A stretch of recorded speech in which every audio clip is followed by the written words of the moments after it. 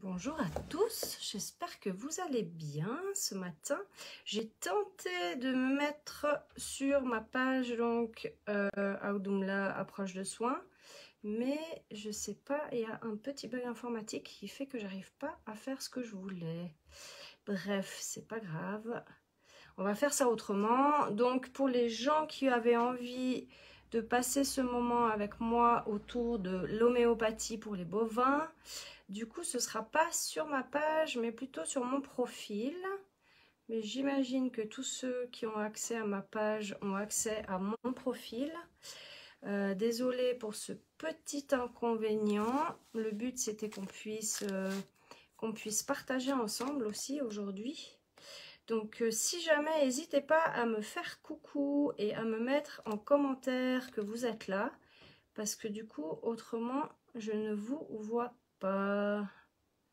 Bref, voilà, on va y aller comme ça, c'est pas grave. Je ferai le nécessaire pour la prochaine fois pour que ce soit ok, ou alors je le ferai par Zoom.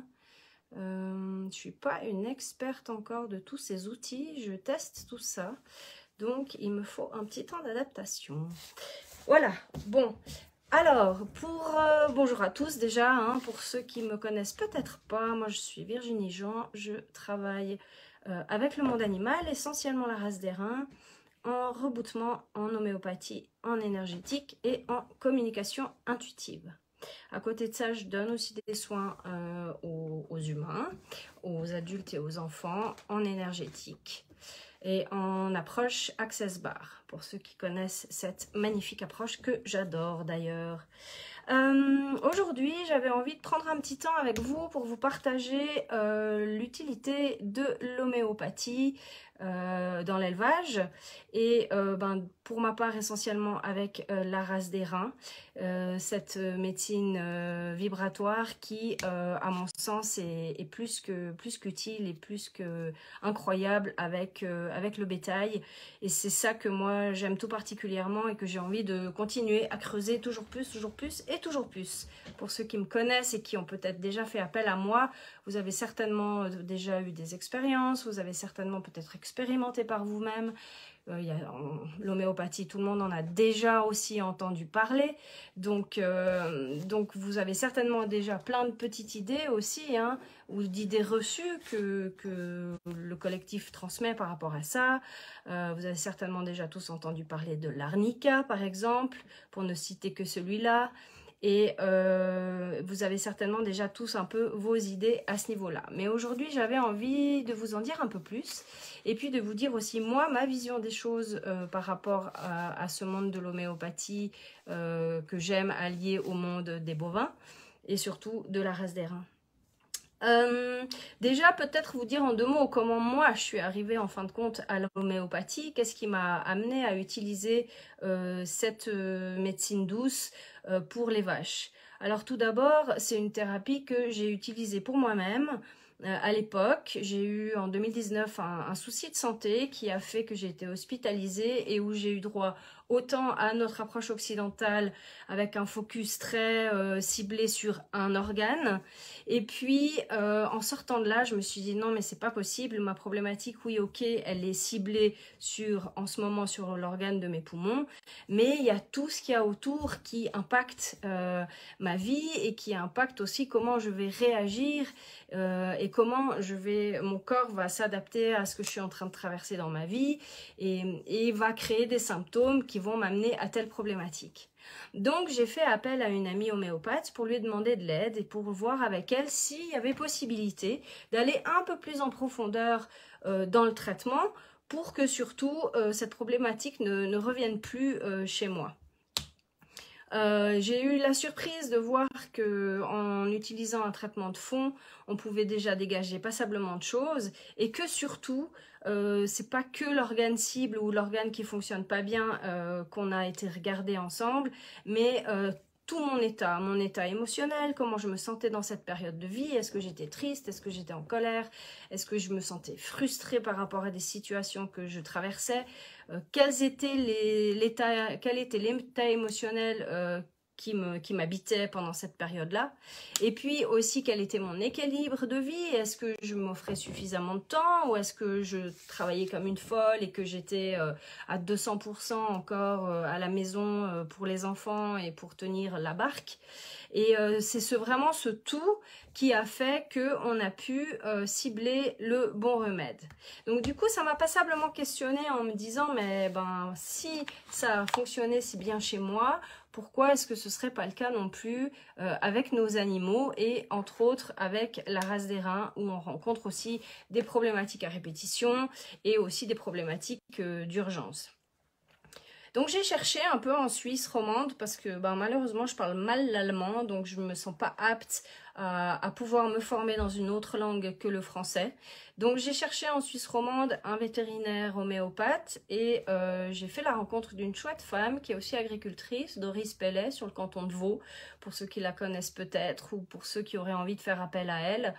Mais qui donnait pas forcément de formation. Après, ben, ça nous a permis de se rencontrer, d'avoir de beaux échanges et de créer une amitié. Mais en Suisse romande, j'ai trouvé personne qui offrait des formations en homéopathie vétérinaire.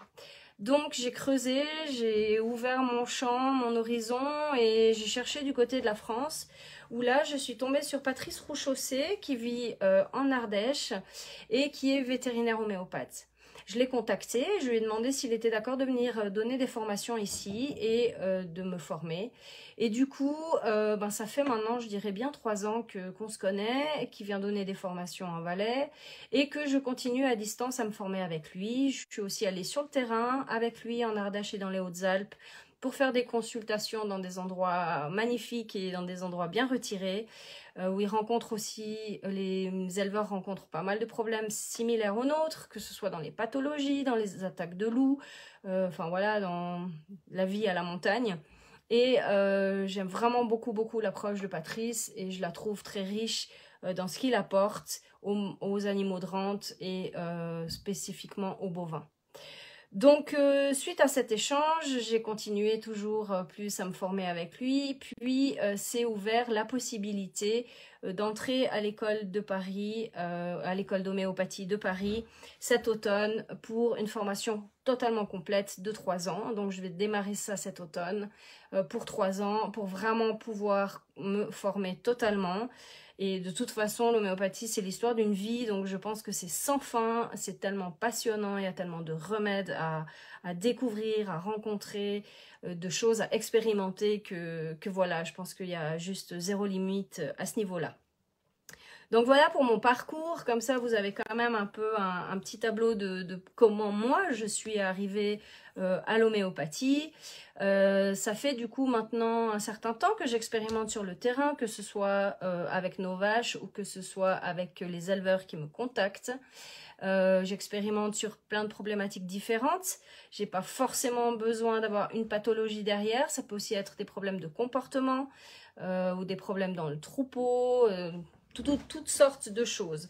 Ce qu'il y a de passionnant avec la race des reins en lien avec l'homéopathie, c'est que c'est une race qu'on connaît bien, on les observe, on les connaît en individuel, depuis Vaud, on les voit grandir, elles évoluent avec nous et c'est justement un magnifique terreau pour pouvoir utiliser l'homéopathie. Parce qu'en homéopathie, comme je vous l'ai expliqué à travers mon exemple à moi, on va pas prendre en compte, juste pour vous donner un exemple, la mamite. Je vais pas juste regarder, ah ouais, il y a un problème au niveau de la mamelle, c'est gonfle, c'est chaud, c'est rouge, le lait il est grumeleux, ou il est trouble, ou il est bizarre au chalme. Je vais pas regarder que ça. L'idée, c'est de vraiment poser l'historique de l'animal, de regarder ensemble avec l'éleveur, est-ce qu'il y a eu des choses particulières qui se sont passées peut-être depuis la naissance de cette vache, est-ce qu'il y a une problématique à répétition qui revient, un comportement particulier, un caractère particulier, une peur, un choc qui a pu se passer à un moment donné suite à un accident ou à autre chose. Et puis, qu'est-ce qui s'est passé les derniers jours juste avant que cette mamite elle apparaisse? Est-ce qu'il a fait froid? Est-ce que le temps a changé? Et elle, qu'est-ce qu'elle a vécu de particulier aussi qui aurait pu créer une faille dans son énergie vitale et déclencher justement cette mamite? Donc voilà, c'est ça qui est vraiment passionnant, c'est que on va pas utiliser toujours le même remède typiquement dans la thématique de la mamite, bien au contraire, il y a 1 million j'exagère en disant 1 million, mais il y a beaucoup de remèdes qui peuvent correspondre à une problématique de mamite. Donc là, on va vraiment prendre le tableau complet de l'animal, on va chercher je vais chercher à travers un gros livre qui s'appelle Le Synthesis, tous ces symptômes, toute cette description que l'éleveur m'aura fait sur son animal, tout ce que moi aussi j'aurais ressenti dans l'énergie auprès d'elle et par rapport à ce qu'elle me dégage. Et en regroupant tous ces différents symptômes ensemble, je vais faire la synthèse du remède qui va ressortir le plus souvent. Et en lisant dans mes livres de remèdes médicaux le descriptif du remède, je vais cibler celui qui effectivement a l'air de correspondre le plus à l'animal. À savoir que l'homéopathie, c'est quand même une médecine qui date de 1775, hein, ça date pas d'aujourd'hui, même si ces petites granules peuvent nous paraître bizarres et si petites et qu'on se dit mais mon Dieu, comment une si petite granule peut apporter un effet à un animal de plus de 700 kg. Voilà, ça date de 1775, ça a été découvert par le docteur Hahnemann en Allemagne. Et ça a continué d'évoluer jusqu'à ce jour. À savoir aussi que l'Inde est un des pays qui se soigne le plus en homéopathie. C'est une médecine qui coûte pas très cher. C'est entre autres pour ça qu'elle est pas très appréciée et pas très prise en compte, si je peux dire ça comme ça, par les autres médecines, parce que c'est sûr que c'est pas quelque chose qui rapporte beaucoup, mais c'est quand même une médecine qui soigne en profondeur et qui apporte de gros changements. Je l'ai expérimenté moi-même, honnêtement, c'est assez incroyable. Après, à garder, bien sûr, avec nous, notre médecine occidentale, hein, on est complémentaires. C'est hyper important aussi d'avoir nos médecins, nos vétérinaires dans les situations d'urgence ou dans des situations critiques. Ou même, il y a des situations où il faut une antibiothérapie et ça ne se discute pas. C'est vraiment quelque chose de complémentaire. Je ne suis pas du tout en train de dire qu'il faut utiliser que l'homéopathie, aucune autre médecine. Je pense que c'est vraiment des soins qu'il faut garder côte à côte et en ayant toujours cette conscience et cette observation de voir à chaque moment qu'est-ce qui est le mieux pour l'animal ou pour soi si on a aussi envie, nous, de se traiter avec ces approches-là. Donc, comme je vous ai dit, c'est cette énergie vitale. Donc, l'énergie vitale, c'est cette énergie qui nous maintient en vie. C'est cette énergie qui anime tout être vivant, que ce soit un arbre, une plante, un animal, un humain, même un minéral.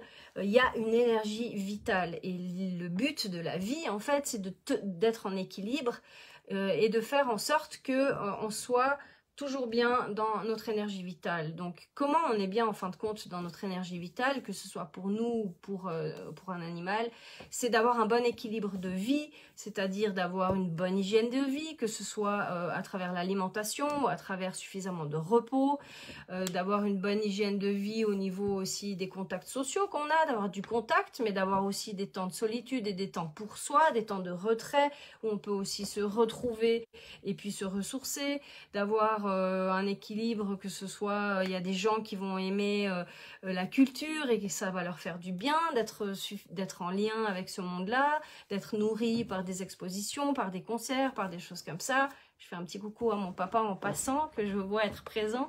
Et c'est grâce à lui que j'ai cet exemple qui me vient en tête. Ou pour moi, ça va par exemple être d'être suffisamment dans la nature ou suffisamment au contact des animaux. Ça, c'est quelque chose qui, moi, par exemple, me maintient en équilibre et me fait beaucoup de bien.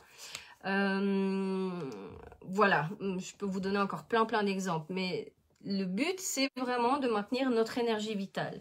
Et dès le moment où il y a un déséquilibre, il y a une faille qui s'installe dans l'énergie. Et cette faille-là, elle peut être provoquée par un état émotionnel, elle peut être provoquée par beaucoup de fatigue, elle peut être provoquée par plein de choses qui font qu'on ne s'écoute pas en fin de compte et qu'on avance en n'étant pas conscient de nos besoins et qui va ensuite apporter une problématique dans le corps physique. Donc, le maintien de cette énergie vitale, il est super important.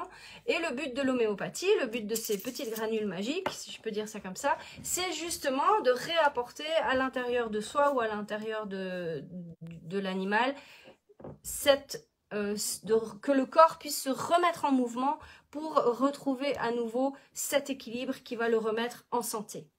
Il y a aussi cette phrase que j'aime énormément et que je pense qu'on aurait dû mettre sur tous les murs pendant la période du Covid. C'est cette phrase de Louis Pasteur qui dit « Le germe n'est rien, le terrain est tout ». Pour moi, cette phrase, elle dit tout.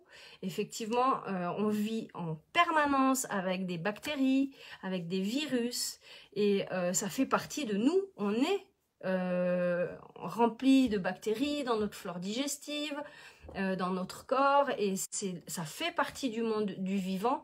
Et en fin de compte, c'est pas la bactérie le problème, mais c'est le terrain. Donc c'est justement, est-ce que je suis en équilibre? Est-ce que je me sens bien? Ou est-ce que je suis dans une période de vie qui fait que voilà, j'ai pas envie de m'écouter, j'ai pas envie de voir comment je vais, je préfère fermer les yeux et puis avancer tête baissée.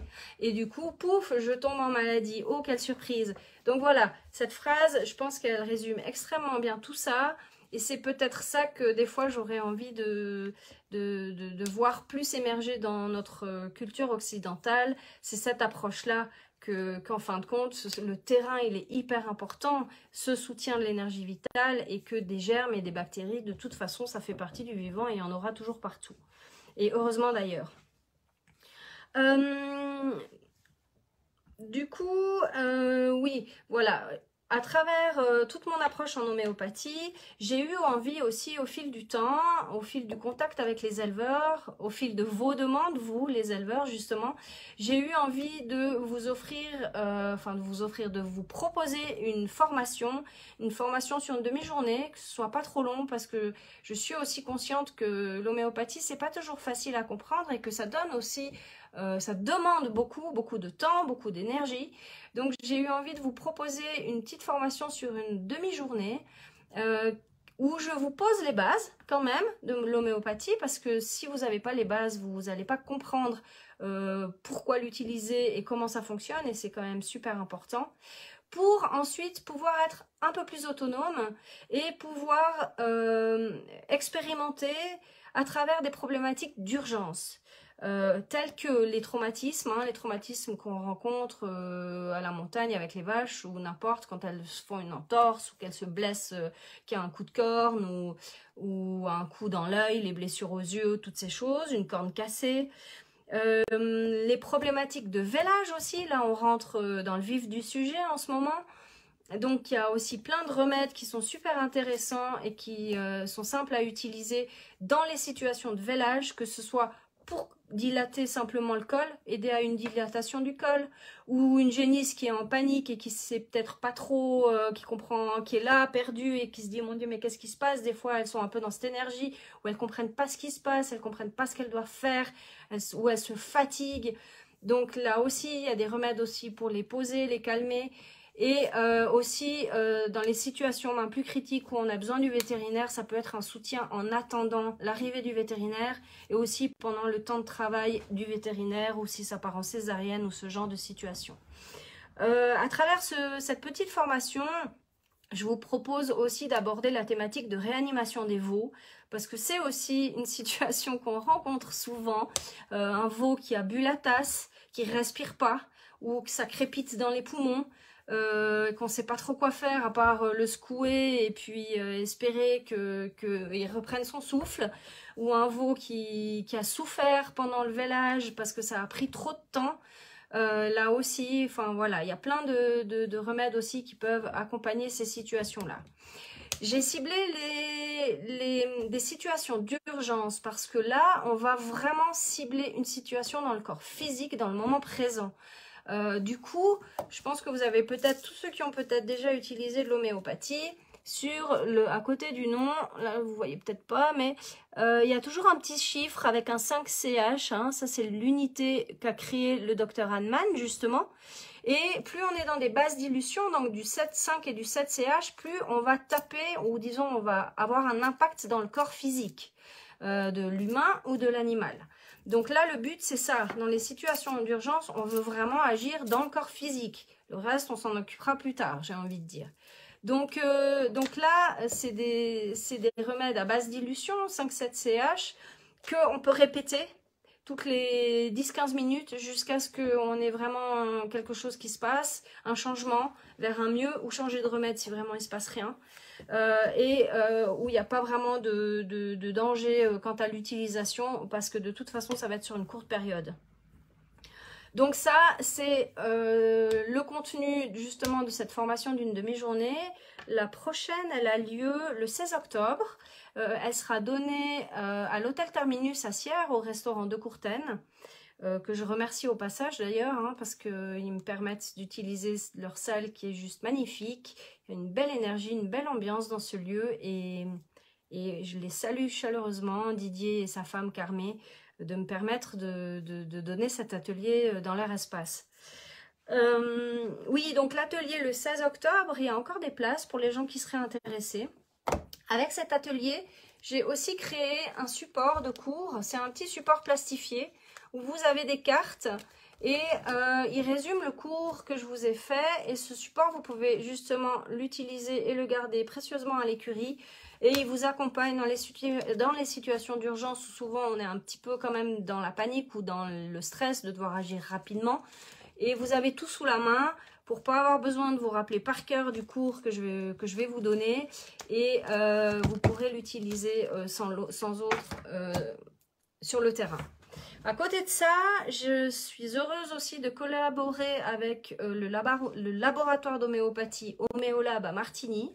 C'est eux qui font les remèdes dans les tubes blancs, pour ceux qui ont peut-être déjà utilisé ça. Et ensemble, on a créé une petite trousse comme ça, avec 10 remèdes. 10 remèdes que j'ai ciblés être les plus utiles dans les situations d'urgence pour les vaches d'airain. Donc cette trousse, elle est en vente en plus du stage pour les gens qui sont intéressés. Voilà.